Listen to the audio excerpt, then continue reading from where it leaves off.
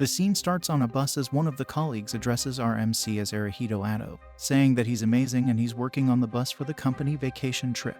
As expected of company slave Ado, MC thanks him for his invalid name as his colleague says that it's an honor. The beautiful carrier woman from the company, Igarashi Kyoko, is the media planning section manager and he is her assistant.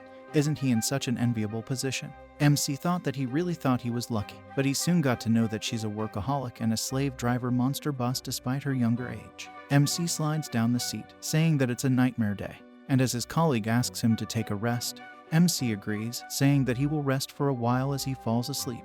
As he wakes up, he sees a girl greeting him good morning, and she has been guiding the reincarnators for many years. It's her first time seeing a soul who is so tired. As MC gets up and asks why his coworkers didn't wake him up, the girl says that person is not dead yet. As she welcomes him to the labyrinth country, seeing the fantasies and various species of people, MC can't believe what he is seeing. As the girl says, his soul has been safely taken over by the liberated country, and he has been reincarnated as a dungeon seeker, leaving MC in complete disbelief. She gives him a license, saying that it's a dungeon seeker card, and first of all, please take this to the guild and choose a job. She pushes MC, saying that the reception of the guild will give him a detailed explanation, and she wishes him a good life as she disappears into the cold wall. MC thinks that this is indeed a themed park as he reaches the guild. From behind, a spooky chicken-like macho man crunches him, saying that he must be the new dungeon seeker, and did he try to enter the labyrinth by himself without joining a party. As MC says, what is he talking about? As he gets a flashback, the man says that he has a hazy memory, as he has died once before and was born at this place. MC realizes that they got into a bus accident as it is announced that the death sword has come, and he pleads with a girl to please party with her. As the nearby people clap, the girl requests the lady that she is looking for a rearguard job, like it, and actually, she's a little special for a vanguard, and she thinks that she would have a hard time, but if she parties with her to level up, they will level up soon, and if she has any problem, she can leave it to her. The spooky man taunts if she wants a nightclub member to invite this bewitching person to spend the night with her. As the girl is clenching her fist, she accepts her offer. A spooky guy says that the new girl is a stupid seeker who agreed to join, but she ignored the warning of the great him. And in the labyrinth country, job and party are important, but they also lead to one's death. As he moves out, from behind, Igarashi comes in, saying that this is the first time she saw him this low. But it's true that job and party are important because none of them want to face danger fighting with monsters. Seeing back and realizing that it's again that devilish monster, MC says that it's right. As Igarashi asks, why does he get stalled? MC says that she didn't expect to meet her here, for which Igarashi says that. But it seems like not all the bus passengers are here, as it's a good and a bad situation, and she was sent here to start a new life. As MC asks what she means by fighting with monsters, Igarashi says that is a fixed task and work for reincarnators. As MC gets the feeling that he can feel it. He can feel it that she is going to go full throttle with him at any chance with this demon-working monster. She says that if he can please choose a job that she can rely on, she will be thankful. As MC gets that, what is she thinking? Igarashi says that they are no longer bosses and subordinates, and she is not a manager anymore, as she's a Valkyrie and she can use swords and spears, and she can use spell magic as well. MC says that it seems like an amazing job, for which she says that because it seems that they need to be all-rounders to survive and it is important for parties to share the burden in the party. He should avoid partying with the same job as much as possible, for which MC says that it will be helpful and he also wants to be useful for other party members. As he says, let's try their best to survive in this world. And they will meet up with each other sometimes, realizing that he doesn't want to party with her. Igarashi says that she also has to find another party soon, as she leaves, saying that when they meet again, she will make him regret not choosing her. As MC moves away, saying that somehow it's different from usual, as he reaches the guild, seeing the receptionist and the big marshmallows, he gets surprised and embarrassed. The girl introduces herself as Louisa Farmel as she welcomes him to the labyrinth country, and their country has various kinds of labyrinth. This country's wealth comes from what the dungeon seekers brought back from the labyrinth. The guild was made to support such people. He will become an official dungeon seeker today, and she asks him to choose a job. Please fill in the blank space and write the job that he would like to choose, as she says that a reincarnator has various skills and knowledge. This is a specification to make use of it. As she says, because the job will determine their contribution points, they should think about it carefully so they don't regret it. Contribution points are points obtained from doing various activities, like finding a rare treasure, saving a comrade's life, or defeating a powerful monster, and they will determine the rank among seekers. And their rank will also determine everything in this country, like clothes, food, living places, and other necessities. and the lowest ranking person will have to sleep at the stable. MC thinks that he wonders if this is a good chance. He thinks that he doesn't have any jobs yet, so he can't afford to relax, as he should choose a job with high demand. MC asks if the demand for Rearguard is also high for new seekers as well, for which she says that it's a luxury and sensational for any party to enter Liber, and the best one is a job that can use recovery and buff magic, but compared to Vanguard or Midgard, they lack different powers to protect themselves, so only a few people choose that role. MC says that he can just try Rearguard, and he should choose a suitable job for him. As he clicks on it, a technical bug happens, as the receptionist excuses herself, seeing the tablet. Thinking about what he wrote, she congratulates him, saying that his hope has been accepted. MC asks what job he gotten that for, which she whispers in his ear, saying it's still literally Rearguard. In other words, his role is still that of a Rearguard. But to be honest, she has never seen a character who, no matter what language he writes, should remain readable, and she can't understand this job either. People may ridicule him. In the worst case, he might not be able to join any party, as Igarashi is seen in the street calling MC a baka. The receptionist advises him not to let anyone know his job, as he will not be able to join any party if they think that he's stupid. It looks like he still has proper skills, and she apologizes for not giving a proper explanation. She mentions that he can hire missionaries with copper coupons and encourages him to use them until he understands more about the job. MC realizes from the tablet that his skill is 10 points of support and a support defense. He thinks about the statistics and decides he regrets refusing to party with the manager. He stops and thinks that, first of all, he has to hire a mechanic and learn more about his skill. Finally, he could say goodbye to his company's slave life. As he contemplates, a girl emerges from penetrating a wall, shocking MC, and warning someone not to put their hand on the mechanism next time. She introduces herself as Layla, the deputy supervisor of the mechanical company. She explains to MC that he can hire subhumans with copper coupons, though most of them were already hired, leaving only a lizardman available. MC is shocked to hear this and wonders if it's okay for him to suddenly hire such a thing. Layla asks what he will do, whether he will hire it or not. MC reluctantly agrees, thinking that it may be reliable when fighting monsters. Layla brings over the mercenary, surprising MC with a little girl named Thersha. Layla explains that Thersha used to be human but was killed in the labyrinth and reborn with an amorphic appearance as a subhuman. She can only move on other people's orders now, making her better suited to be a mechanist with her remaining battle instinct. Despite his reservations, MC agrees to give it a try. As they head towards the first labyrinth, known as the Dawn's Field, they encounter a big, old man who questions if they are dungeon seekers. She asks the seekers to help the novice as MC gets scared as their comrades playfully taunt him, for which he gets angry to tell MC if he needs any help they can come to them. They mention the influx of Japanese reincarnators, including a beautiful Valkyrie they saw earlier. MC inquires about her party, as they say that she had at least 3 seekers of different jobs with her to enter the labyrinth. MC is glad that she at least got a suitable party. As MC enters the labyrinth, he is terrified by the gust of fear coming towards him, questioning the fact of death or life. He ponders how far he can use his rearguard power to protect others. Surprisingly, he finds a desert-like area behind the entrance, contrasting with the peaceful white plain he sees. A slime appears, and MC wonders if it's really a monster. Thersha unsheathes her sword, asking what they should do. As the slime approaches at high speed, Thersha intervenes, striking it away with a tree trunk. Realizing the danger, MC falls back, acknowledging that he isn't in his right mind.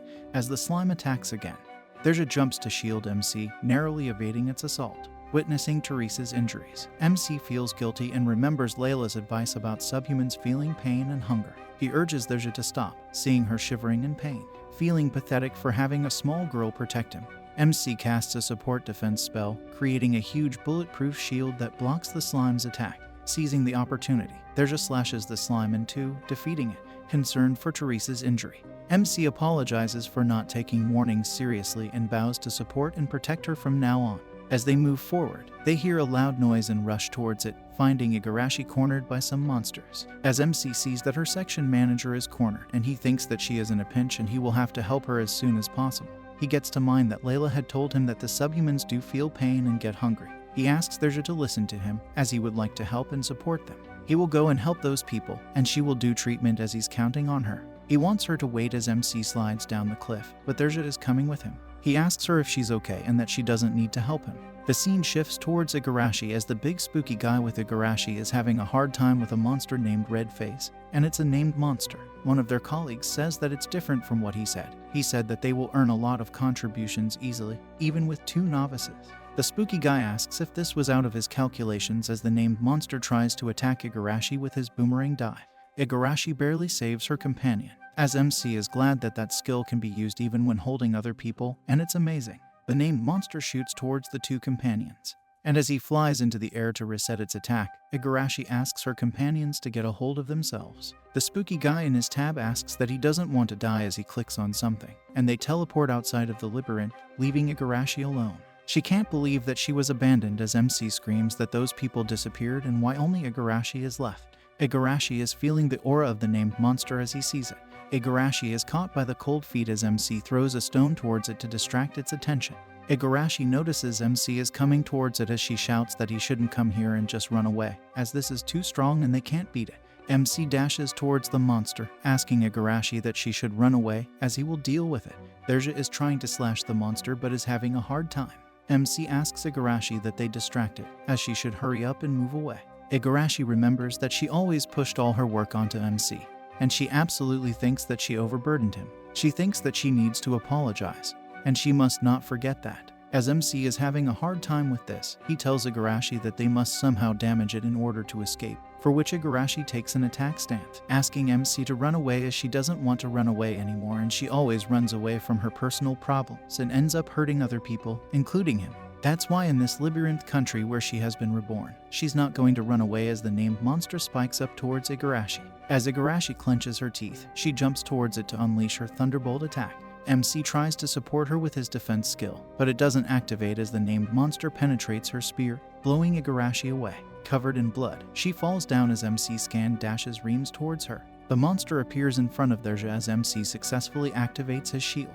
He thinks that he can still activate it but can't use it on Igarashi, realizing that she is not his party member and only if he hadn't refused her in the first place. Seeing the critical condition of Igarashi, he blames himself, asking her to join her party so he can use his skills. Igarashi apologizes for being mean to him, and now she did it again. She can't apologize to him even after she is reborn, as she begs him to run away and not worry about her. She coughs up blood critically, as Dronzer is having a hard time confronting the monster. MC realizes his guilt as he activates his mana shield, standing up, ready to kill off that named monster. He apologizes to Igarashi, saying that he also ran away without trying to understand her feelings. He's ready to confront that bastard, and he was also born into the world. Never again will he run away, as now the monster will even regret its birth. As MC, with his godlike aura, takes his aim, and with his shield, the named monk is pushed back. He asks Dronzer if they can prevent his attacks, as his support defense skill can protect them, and his attack power seems to be lower than 10p, so he can't harm him with less than that.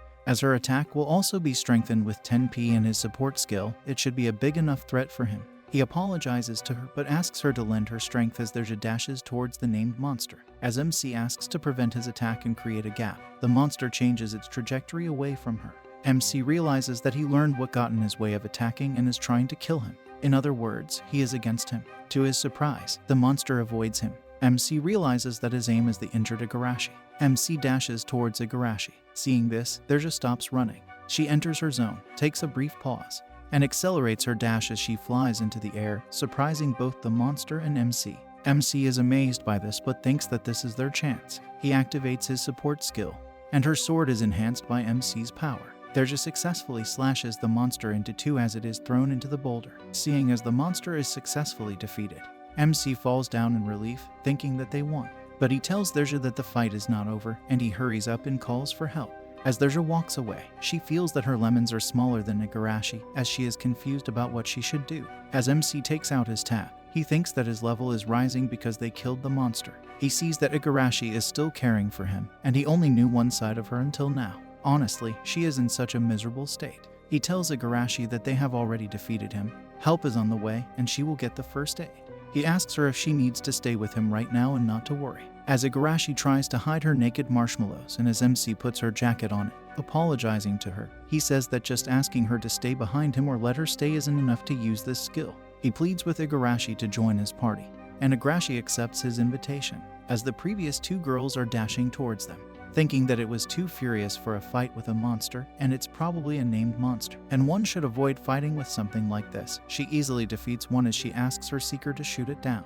She's addressed the seeker as Suzuna, as Elsha praises her, saying that if they keep this up, they can level up soon. As MC sees on his tablet that the red bar under her name is her physical strength and below that is her magical circle that experiences values, he sees that Igarashi's wounds are healing up as Suzuna and her partner reach there. They ask if they have come to help and where the monster is, but seeing the monster defeated, she picks it up with her hands, asking that this monster alone defeated a level 3 party, and there's no mistake, it's a red face. As MC and her partner are shocked that she held it with her hand, Elidia asks if there is anyone high level in their party, to which MC answers that there is another girl, a subhuman, who wants to call for help, as she asks if he is a special seeker or something. For which MC says that actually, he doesn't understand his own class. Elsha can't believe what this man is, but she understands one thing, if it were him, he is amazing, as she wants him. As Suzuna apologizes for the delay, she introduces herself as Shiramiya Suzuna. As MC introduces himself and Elsha introduces herself, she says, this might be certain, but don't tell anyone other than trustworthy friends that he killed this monster. As such, she promises that no one will be spammed by many people, so they will keep asking him to join their party, as the problem is among them. There will be some person who needs it, as MC asks who they are, for which Elsha says that they are the White Knight Brigade and asks them to never get in contact with them. As Elsha asks MC to give him his license, she puts the monster into his phone, saying to take it to the monster dismantling shop in the town, where it will become materials for weapons and armor. As the rescue team comes in to rescue Igarashi, MC thanks Elsha for her help as he asks if they are staying here, for which she says that she will help her raise level a little today, and she bids farewell. As all of this is happening, there just feels someone is watching them, but as he is excused, she is called by MC. All of this is being seen by 3 villains, as they say that there is no one following the Death Sword and she is alone with the novice girl, as although she has fallen from the upper district, she can't party with such a novice. As one of them with a Joker-like face asks if she is asking for it, he says that she has to show him her rumored sword technique, and he will make good use of her. The scene shifts to the mercenary office, where MC bows his head towards Layla and apologizes for putting Derja in danger despite healing her wounds with his skill. Layla, however, reassures MC that there's nothing to apologize for, as danger is inevitable when entering a labyrinth. She expresses gratitude, mentioning that demi-humans feel the same level of pain as humans when injured. She pats Derja, who seems unharmed, and tells her to go inside and turn in her weapons for maintenance, to everyone's surprise. Derja touches MC's shoulder, leaving Layla shocked and awkwardly moving away. MC reflects on the unusual gesture, thinking it might be Derja's way of thanking him for his hard work. Layla, shocked to see this, asks, what the hell did he do to Derja? The scene shifts again as MC is given 100 copper tickets, allowing him to buy mercenary. Layla trusts MC, even though they usually only share this information with those who hire human mercenaries. MC realizes that he can no longer imagine advancing without Derja, indicating the success of their cooperation.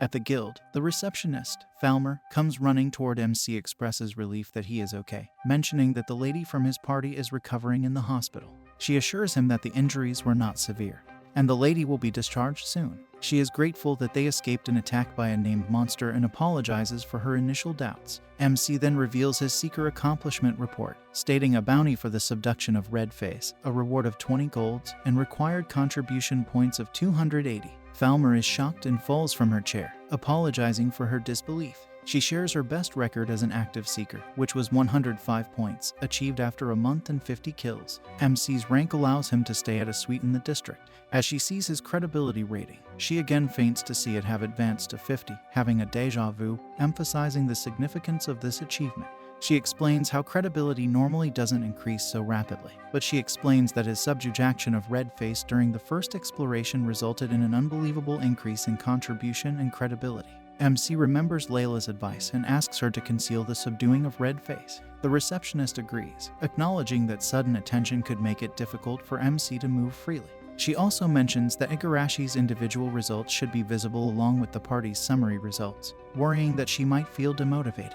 The scene continues as MC visits Igarashi, who is lying on a bed, reviewing her results. She got 0 points, and she laments her unfortunate start in this new world, spending the night in the stable. MC approaches, and there's a brief pause, making the atmosphere awkward. MC reflects on the embarrassment and unreasonableness of what he did, but is relieved that he called her by her name. Igarashi thinks her memories are still hazy, but it was something embarrassing, and MC acknowledges the awkwardness. Trying to ease the tension, MC expresses relief that Igarashi is doing fine and calls her by her name. Igarashi mentions that if it weren't for MC defeating the named monster, she might have died. She cheers him up and thanks him, acknowledging her incompetence as a Valkyrie. She believes that her dream of joining another party is now unlikely and calls him popular. MC reassures her that nothing will be made public about the matter and that he plans to proceed at his own pace. He hands her a written agreement, an arrangement for her to join his party. MC explains that he declined her invitation once, so it's important for him to ask her this time. Igarashi appreciates the gesture. Igarashi reflects on her actions, admitting that she pretended to be strong and ended up being the one saved. MC explains that he couldn't allow such a regrettable thing for a good-looking and reliable Valkyrie like her. Igarashi signs the agreement and jokingly warns MC not to touch strange places while healing her. They move on to have fun in the town, buying various things. As they enter a suite, Igarashi questions MC about inviting her to the lodging and buying her clothes. MC assures her it's because the manager is an important member of his party. Igarashi feels awkward being called the manager and expresses her embarrassment. She suggests having a slow sleepover, something she has never done before. MC takes off his tie and talks about experiencing different things in a different world. Igarashi gets the wrong idea, thinking about checking something out immediately, and screams, misunderstanding the situation. "Behold me as I am melting. No, not this out. I'm about to puke from seeing this move." This fast the scene shifts at night. Igarashi is feeling hot and uneasy in the bath. She wonders why her body is so hot and intense, becoming conscious of MC. MC hears an embarrassing sound from her and realizes it's related to his position and recovery skills. Igarashi enters the room, feeling uneasy and perverted, and MC realizes it's the side effect of his skill. He apologizes for being insensitive and decides to sleep in the living room. The following day, MC finds himself sleepless due to various concerns. Both he and Igarashi try to uplift their spirits and clear the tension around them. MC suggests hiring a mercenary for their party and obtaining new weapons and armor. As they discuss their plans, a girl with a lollipop and small lemons makes a comment about MC resembling a Japanese salaryman. She seems excited about her third popsicle jackpot. As she approaches, she notices Elsha and a black girl with straight-cut bangs and decides to join their three-person party. The scene shifts to Layla being approached by her subordinate, who informs her that a new party member has returned and did their best as a mercenary. They take care of individuals who have lost their humanity and have been revived with the traits of a monster. Layla's attention is drawn to Dronzer, a level 3 rogue who protected their parent in the drowned sea. Layla recalls her little sister, Patty, who was playful and welcomed her home in the past. Layla asks Dronzer if she gets tired, as she remembers her sister responding that they all have feelings, just like her. Layla is mesmerized by the feelings and smiles down at her, who is now part of the mercenary guild. In the present, Layla offers her hand to Dronzer, asking if she's frightened or if it hurts. Dronzer surprises Layla by touching her hand,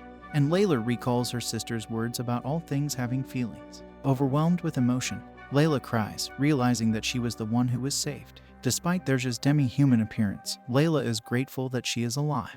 Layla prays that someone will appear in this world to save Dronzer from the demi-human curse. Meanwhile, as MC meets Layla, he hopes that Dronzer will find someone who can help her escape the challenges of being a demi-human in this new world. As the scene shifts, MC thanks Dronzer for coming with them today. Igarashi introduces herself and thanks you for helping that day.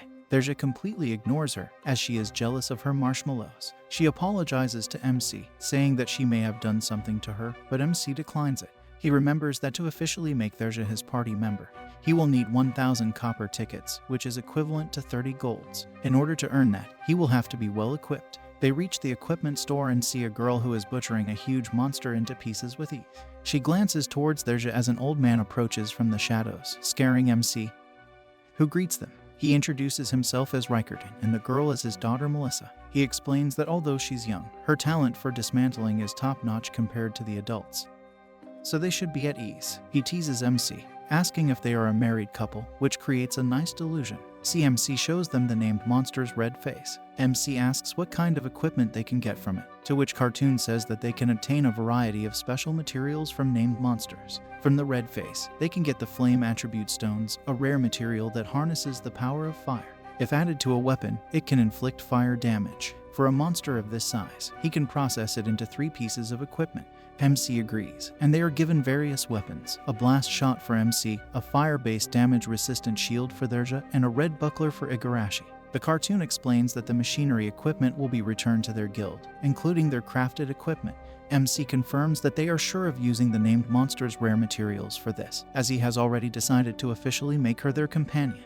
Melissa says that it sounds fun, while her father ponders over it. Igarashi tells Dronzer that she will become her companion sooner, and they will defeat a lot of monsters today. Cartoon says that it's impossible today as the scene shifts into the land. He explains that the majority of the monsters have been exterminated, and some overly enthusiastic people are grinding their levels, so most of them are subjected to the first level of the Plains of Dawn. The cartoon says that it will be fine since the monsters will multiply if left alone. But if they insist on going today, they may need to proceed to the second level. The levels are separated by gates, and the deeper they go, the more experience they acquire and the better the resources obtained. But the strength of the monsters and the danger of traps also increase. Usually, seekers who wish to advance to the next level are around 3 or 4, and he personally doesn't recommend it. Furthermore, a brutal monster has appeared. MC and Igarashi are reminded of the trauma as they think that this is their second chance in life and they have to cherish it dearly. As they move on to the gate of the second level, MC says that a gate created by 2 colossal trees passing through here will take them to the second level. Igarashi says that she thought it was more like a stairwell, like the entrance to the first level, and how fascinating it is. MC says that just ending here today and confirming that this is the entrance is pretty enough. And in the meantime, let's continue to accumulate experience and materials in the first place. Suddenly, Suzuna comes out of the gate. MC is surprised to see her and wants to thank her, but she screams to run away as something is coming.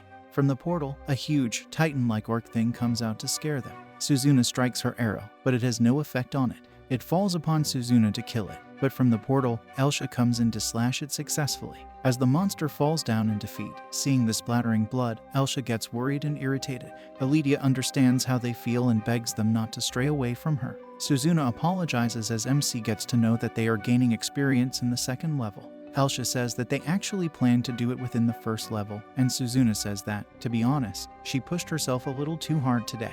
Elsha says that she thought the second level was a mistake, as if only that girl on the second level wouldn't have gotten there. As they run, they say that they have to get moving soon. Elsha tries to calm down Suzuna, saying that if an orc approaches her while they are alone, they will be killed. MC asks if they are heading back to the second level and also about the girl they mentioned. What the heck happened? The scene shifts a couple of hours ago, as the girl named Misaki is striding towards the second level, where Elsha warns her that it's dangerous and not to stand in front. Misaki calls her Eli-chan, which surprises her, saying that they are a party, so feel free to use her name. Elsha says that she welcomed her into their party because she is Suzuna's best friend, but she's the type she would never accept if she was alone. Suzuna says that she's quite attentive to her surroundings, and right after their reincarnation, she lost sight of her immediately. Misaki thinks that she got an interesting stone, as she gives it to Elsha, who is surprised that this is a rare crystal. Misaki says that she told her that she is talented, and frankly, she is her lady luck. And in her ability, the gambler Misaki finds another box and wonders what it is. Elsha asks to stop it and throw it away quickly, as she is teleported. They get to know that a treasure box was armed with a trap, and it's a given that a treasure box is rigged with a trap, but if one doesn't have the skill to disarm it, in most cases, some might end up dead. Luckily, in the case of Misaki, it was a relocation trap. She was transferred somewhere on the second level. She says that a treasure box is a rare item obtained from defeated monsters, and if it can't be opened, they bring it home and have it unlocked by a box maker. It isn't an item that can be obtained so conveniently. She thinks that somebody left it there intentionally, as Igarashi says that it's quite suspicious, but they aren't jumping to conclusions. Elsha says that she would also say it if she were in their shoes. However, she's afraid to tell her that she had her fair share of this form of bullying. What has transpired here is her responsibility as their party leader as she departs towards the second level, saying that she will surely, without fail, bring Suzuna's best friend there. The scene shifts towards the 3 villains, with a man with a granny-like face saying that to think that she opened it so mindlessly, she is so foolish, and their leader with a Joker-like face saying that even fish are more clever than she is. The old man sees a huge explosion, saying that he is here as, without a doubt, he's here. The Joker man says that to get there, they have to welcome the Triant. Before leaving, Elsha asks MC to take care of Suzuna, saying that she shouldn't be requesting something like this since they got to know each other just yesterday. But she wants them to accompany Suzuna back to the town, and she will be giving them the proper compensation. Elsha asks if they were aware that the thing they encountered is an orc, and as long as they are within its sights, it will chase them even to the levels. Elsha says that she was searching for Misaki, and she will also be protecting her, but finding and protecting Suzuna will be very difficult, as Suzuna realizes that she is being a burden. Elsha says that's not what she's trying to say. Suzuna says that even if she can't go home and leave her best friend Misaki-chan, and if it were her, would she understand how she feels? Elsha thinks that her words sound plausible enough, and if it's true that the treasured box was really made for her, then she could go by herself. Furthermore, she's currently in the 2nd grade. As Igarashi is remembering her traumatic experience with the named monster, she pleads with MC that they have to go and look for that girl who went missing. She knows that she is being unreasonable. Yesterday she nearly died when she entered the first level. However, she came to realize how frightening it must be to be in the labyrinth alone, and she can't just stand around and do nothing. As MC asks, Derja points out to MC that she is showing her will by untying her sword, and MC assures Elsha that they won't be accepting their request, but they will also help in searching for that girl. As they get shocked, MC says that he is actually a rearguard, so he can't support the ladies if they are not in their party. As Elsha says, if he can protect Suzuna, she can rest easily. Igarashi introduces herself, saying thanks for giving her the bandage yesterday. And from now on, let's be friends, which makes Suzuna cry as she appreciates their help. Elsha says that these are conditions for forming a party as they enter the second level. Igarashi asks why Elsha requires herself to go solo, for which Elsha says that her job isn't suited for short-range engagements when she is in a closed group, and with this number of people, going solo will be more convenient. She says that she will be fine if it's in the labyrinth. She's level 8, and even if she is alone, there won't be any problem. She hands the license to MC, saying that he will hand over a return skill to them, and when it comes to this, they will use it to retreat. She asks that you please take care of Suzuna, as MC shakes her hand, saying that he will do the best he can. He asks if she was a trapper, then she would know the origin and destination.